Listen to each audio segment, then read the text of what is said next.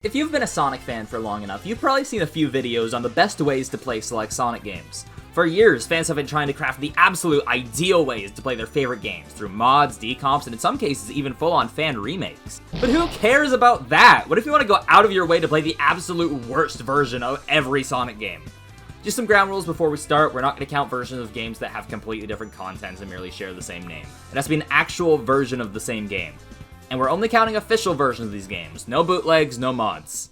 Now let's get started with the original Sonic the Hedgehog. Now, being the first Sonic game, it's obviously one of the most re-released. I'm pretty sure every major console released in the last 2 decades has at least one version of this game. And you better believe there are some shitty ones. So shitty, in fact, that I couldn't bring myself to just mention one. So here are the top 3 shittiest versions of Sonic 1 that I can find. Sega Smash Pack's version of Sonic 1 is one that doesn't get much mention. Now, at a glance here, this is just Sonic 1 being emulated on the Dreamcast, albeit with some issues. But that's because I haven't turned on the audio yet. Let's have a listen, shall we?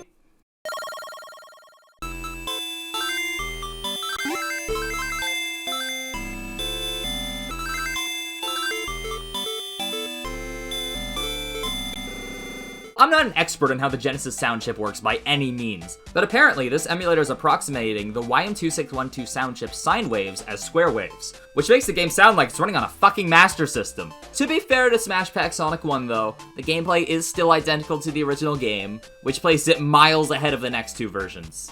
Second place for the shittiest version of Sonic 1 is Sonic Genesis on the GBA. This game does almost everything wrong. There's the notorious screen crunch, the awful music, the abhorrent frame drops, the physics which give Sonic Forces a run for its money, and even somehow fucks up the sprite art. There are random stray pixels on some of Sonic's sprites. How and why? I think my favorite thing about this port is the cutscene before Scrap Brain 3, which has literally no fucking music or sound effects.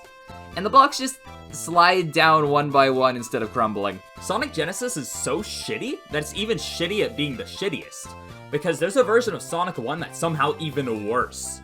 May I introduce you to the J2ME version of Sonic the Hedgehog, developed by iPhone and released on mobile devices in 2005. Now, it's really up to personal preference which version of this game you think is shittier, but having played both of them, the J2ME version has the downside of being completely impossible to do precise platforming in. I'm one of those weirdos who actually loves Marble Zone in the original Sonic 1, but it's fucking hell to get through in the J2ME version, whereas the GBA version I can still get through a marble with relative ease. Being fair to the J2ME version though, I am running it on a high-end modern PC, and I'm pretty sure the frame rate isn't meant to get this high. Also, for some reason, there's an invisible wall right before the capsule in Green Hill 3, which I don't think is supposed to be there. Thankfully, you can skip it with level select. So yeah, it's worse in my opinion, but if you feel like ripping your hair out, give them both a shot, choose for yourself which one drained more of your will to live. Sonic the Hedgehog 2 is another game that's been ported to hell and back, but as far as I can tell, there's only one super distinct shitty version of it, and that's the fucking J2ME port. They made another one.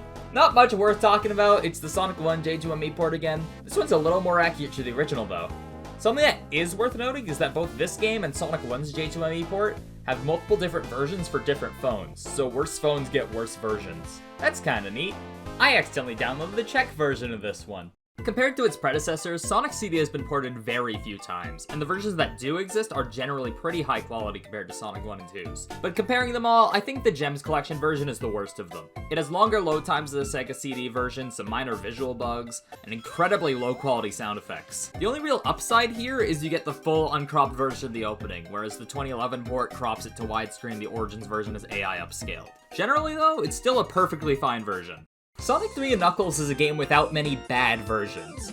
So when I say the Sonic and Knuckles collection released for PC in 1997 is the worst version of the game, that doesn't necessarily mean it's bad. You've probably heard of this collection for the fact it replaced the Genesis version's music with MIDIs. But honestly, as I was playing it to get footage for this video, I started actually really liking the MIDI versions of the tracks. Sure, the Genesis version is clearly superior, but there's a certain charm to the MIDI renditions that means I can't bring myself to hate them. Plus, gameplay-wise, it's basically identical to the original game. The only difference I noticed was the bonus stage background being a different color.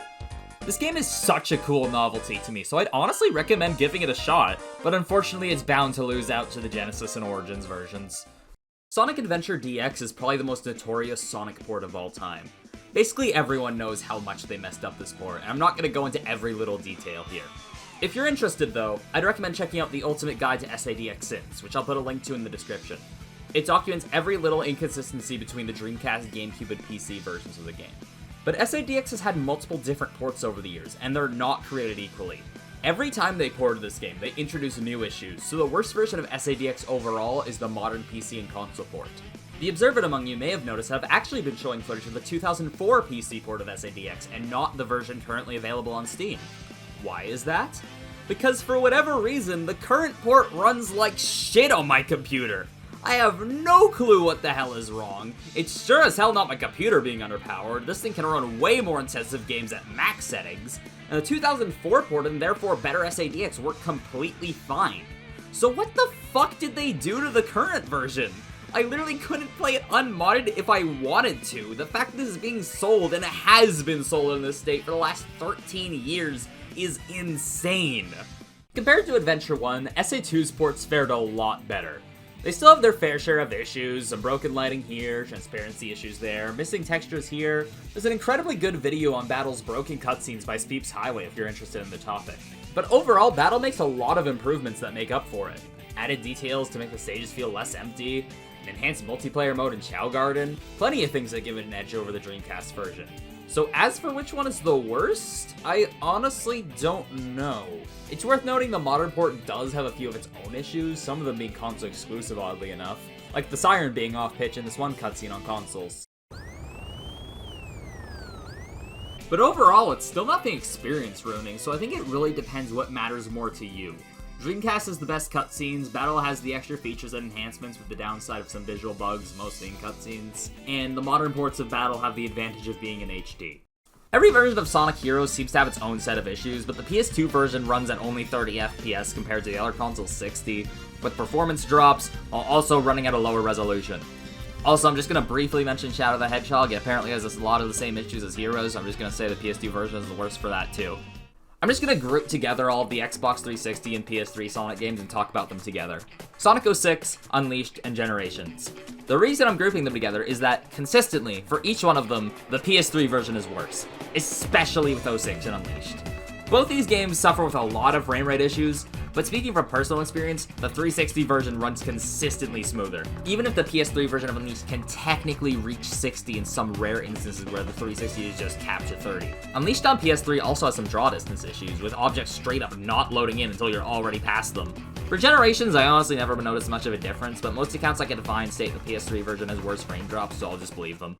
Do I even need to talk about Sonic Colors? Like, seriously, Ultimate on Switch launched with a seizure-inducing bug caused by a data overflow.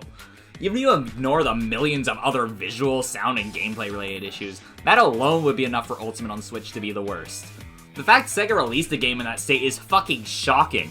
It's not even like it was hard to trigger either, I did it myself!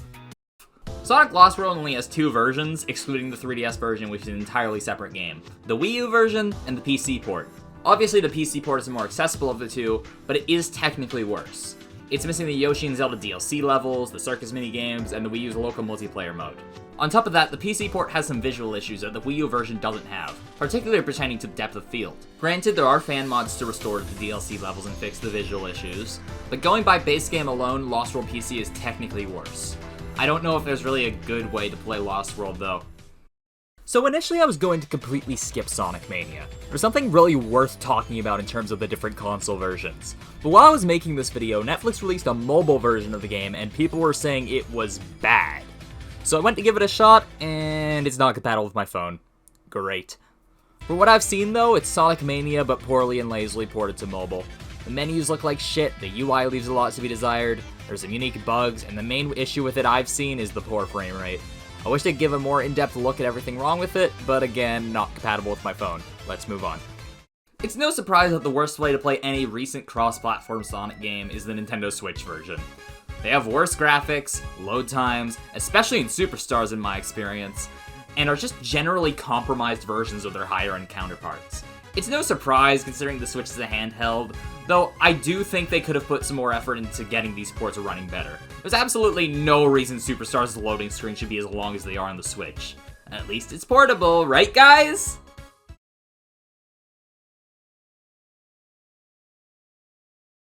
I don't know how to write outros.